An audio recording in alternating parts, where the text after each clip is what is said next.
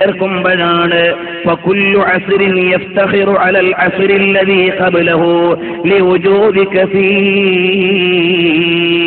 അല്ലയോ ഹബീബേ, അവിടുത്തെയോട് ചേരുമ്പോഴാണ് ഒരു കാലത്തേക്കാൾ മറ്റൊരു കാലം പ്രധാനമാകുന്നത്, ഒരു കാലത്തേക്കാൾ മറ്റൊരു കാലം അമൂല്യമാകുന്നത്.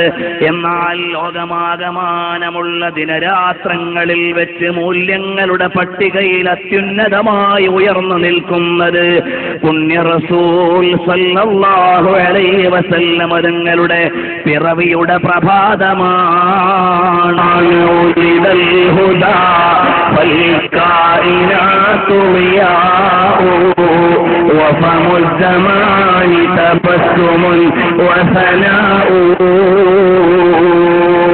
الروح والملأ الملائك حوله جبريل رواح بها غداء. മാർഗം അവിടം ഉദയം ചെയ്തപ്പോൾ പ്രപഞ്ചമാകമാനം പ്രദീപ്തമാവുകയും കാലത്തിന്റെ കവിളിൽ പുഞ്ചിരി വിടരുകയും ചെയ്തു എന്ന് അഹ്മദ് ശൗഖിയുടെ മനോഹരമായ കാവ്യത്തിലൂടെ അടയാളപ്പെടുത്തുമ്പോൾ ഏറ്റവും പുണ്യമായ കാലം ഹബീബ് ജീവിച്ച കാലമാണ്. അതിനോടടുത്തു നിൽക്കുന്ന കാലം അതിനോട് ചേർന്ന കാലമാണ്. അതിനോടടുത്ത് നിൽക്കുന്ന കാലം അതിനോട് തുടർന്ന കാലമാണ്. എന്നാൽ ഹബീബിന്റെ സ്ഥാനമോ അതിലേക്ക് നോക്കുമ്പോൾ പിറവിയുടെ മൂല്യത്തെക്കാൾ കൂടുതലാണ് അവിടുത്തെ ശൈശവത്തിന്റെ കാലം. അതിനേക്കാൾ അമൂല്യമാണ് അവിടുത്തെ ബാല്യകാലം. അവിടത്തിനേക്കാൾ അമൂല്യമാണ് അവിടുത്തെ കാരുണ്യം, അവിടുത്തെ കൗമാരത്തിന്റെ കാലം. അതിനേക്കാൾ അമൂല്യമാണ് അവിടുത്തെ യൗവനകാലം. അതിനേക്കാൾ അമൂല്യമാണ് റിസാലത്തിന്റെ പ്രഭാകണങ്ങളെ പ്രകാശഗിരിയുടെ മുകളിലെ മഹനീയമായ ഗുഹാന്തരത്തിൽ വെച്ച് ഹബീബ് സല്ലല്ലാഹു അലൈഹി വസല്ലം തങ്ങളുടെ കയ്യിലേക്ക് ഖുർആൻ സമ്മാനമായി ലഭിക്കുന്നു. മുഹമ്മദുൻ സല്ലല്ലാഹു അലൈഹി വസല്ലം ഫീ ഫുആദിൽ ഗാരി യർതദിഫു ഫീ കഫിഹി الدهر والآيات والصحف. സല്ലല്ലാഹു അലൈഹി വസല്ലം തങ്ങൾ ജബലുൻ നൂറിന്റെ മുകളിലേക്ക് കയറിക്കുന്നു.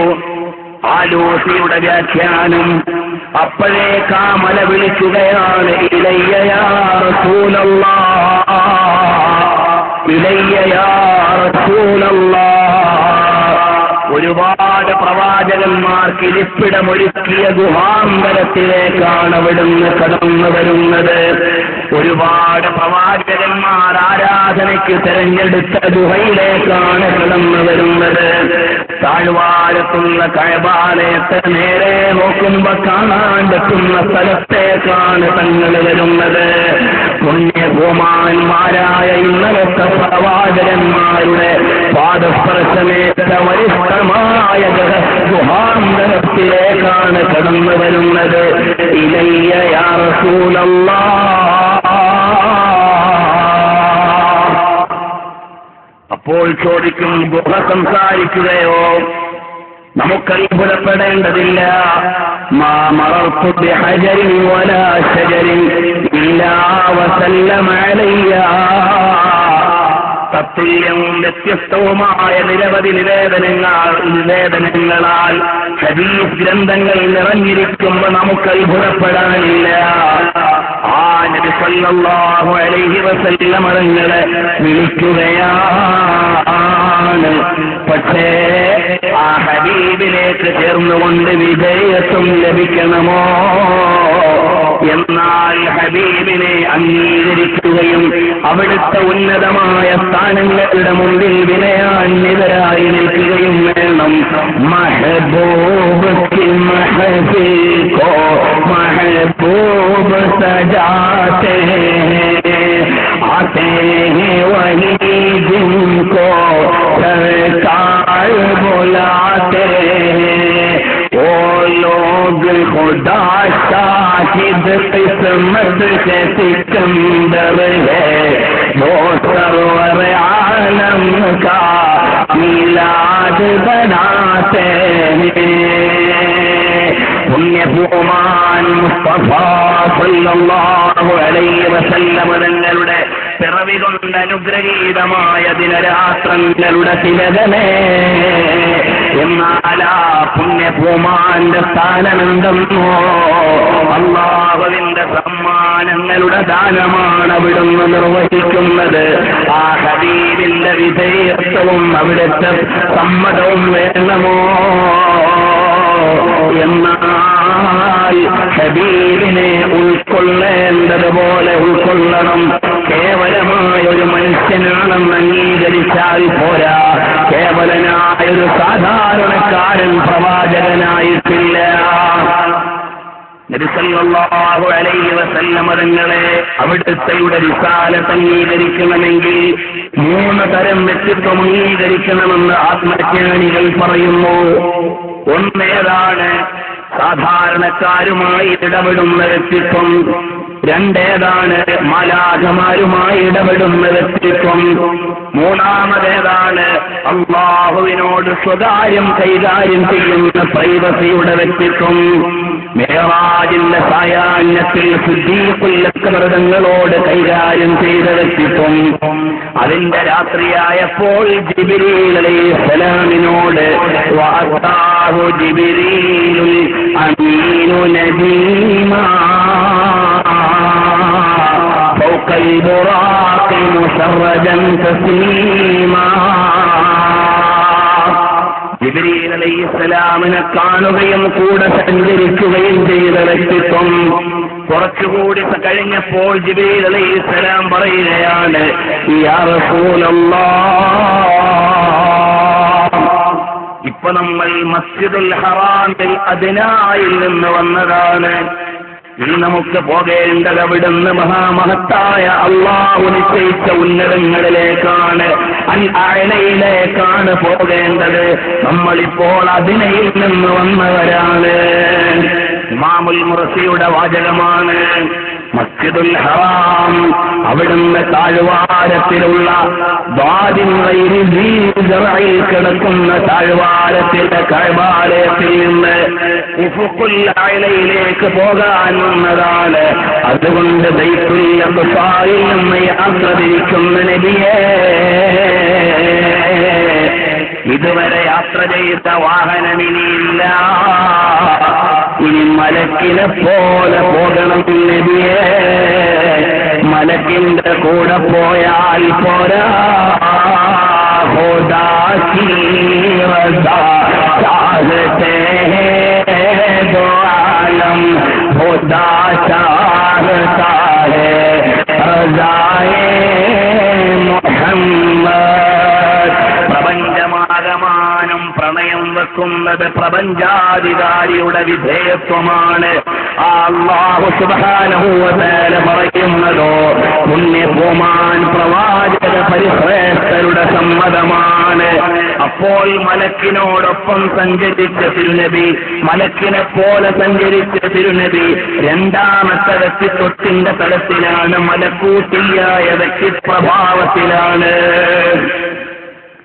ഇനി അവിടെ മാത്രം നിന്നാ പോരാ, അപ്പം മലക്കുകൾ അവിടുത്തെ ഷെയർ ഹോൾഡേഴ്സ് ആകും. അപ്പം മലക്കുകളുടെ മാത്രം ലോകത്തുണ്ടായാൽ പോരാ. അപ്പോഴാണ്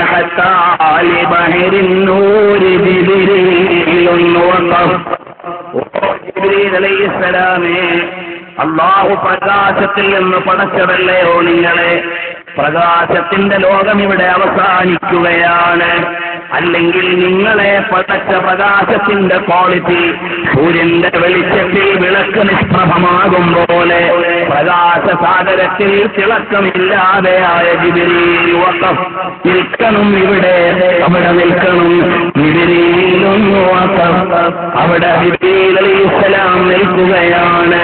അപ്പോഴാണ് പുണ്യഭൂമാൻ നബി സല്ലല്ലാഹു അലൈഹി വസല്ലം തങ്ങളോട് സഹസഞ്ചാരി തന്നെ പറഞ്ഞത് ഫമബ്ലഗുൽ ഇൽമി ഫീഹി അന്നഹു ബശറു. നബി സല്ലല്ലാഹു അലൈഹി വസല്ലം തങ്ങളെ ചില പ്രൈമറി ആസ്പെക്റ്റുകൾ വെച്ചുകൊണ്ട് മാത്രം മനസ്സിലാക്കാൻ ശ്രമിച്ചവർ, അവർ മനസ്സിലാക്കിയതിന്റെ അങ്ങേയറ്റം അന്നഹു ബശറുൻ, ഒരു മനുഷ്യനാണ്, ഒരു സാധാരണക്കാരനാണ് എന്നൊക്കെയല്ലേ അവർക്ക് പറയാനുള്ളത്. എന്നാൽ യഥാർത്ഥത്തിൽ നബി ആരാണെന്നല്ലേ?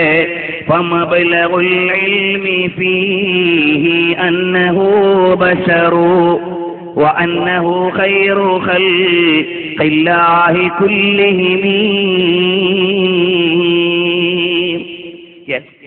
എല്ലാ സൃഷ്ടിജാലങ്ങളെക്കാളും അത്യുന്നതങ്ങളിലാണ് പുണ്യനബി സല്ലല്ലാഹു അലൈഹി വസല്ലം. അത് മനസ്സിലാക്കാൻ നമുക്ക് കഴിഞ്ഞിട്ടില്ല. ആ പദവി ഉൾക്കൊള്ളുമ്പോഴാണ് നമ്മുടെ ഈമാനാകുന്നത്. അതുകൊണ്ടാണ് ആ ഹബീബിനെ ഉൾക്കൊള്ളുമ്പോഴാണ് ഫഹനീഅൻ ബിഹി ലിആമിനതൽ ഫളലുല്ലദീ ശുർരിഫത് ബിഹി ഹവ്വാഉ. ഹവ്വാ ബീവിയേക്കാൾ ആമിന ബീവിയുടെ പദവി എത്രയോ ഉന്നതങ്ങളിലാണ്. അതിനൊറ്റ കാരണമേ ഉള്ളൂ, നബി സല്ലല്ലാഹു അലൈഹി വസല്ലം തങ്ങളെ പ്രസവിച്ചു എന്നതാണ്. ആ കാരണം കൊണ്ട് തന്നെ എല്ലാ സ്ത്രീജനങ്ങളെക്കാളും ഉന്നതങ്ങളിൽ ആമിന റളിയല്ലാഹു അൻഹ വാഴ്ത്തപ്പെട്ടിരിക്കുന്നു.